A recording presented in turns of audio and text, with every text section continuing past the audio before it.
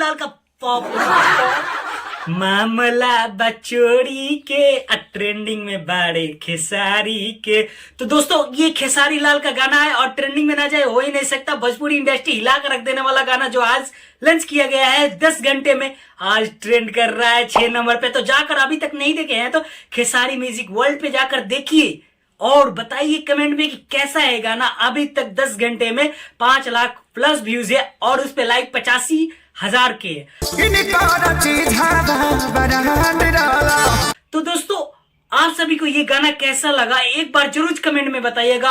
अभी तक तो और आने वाला है गाना और कृष्णा बेदर्दी जी गाना लिखे और म्यूजिक आर्या शर्मा जी दे, वो वायरल ना हो ही नहीं सकता। तो दोस्तों एक बार देखिए जरूर और मेरे चैनल पे आए हुए हैं तो मेरे चैनल को सब्सक्राइब करें और बेल आइकन को प्रेस करें। तब तक के लिए बाय बाय, मिलते हैं नेक्स्ट वीडियो।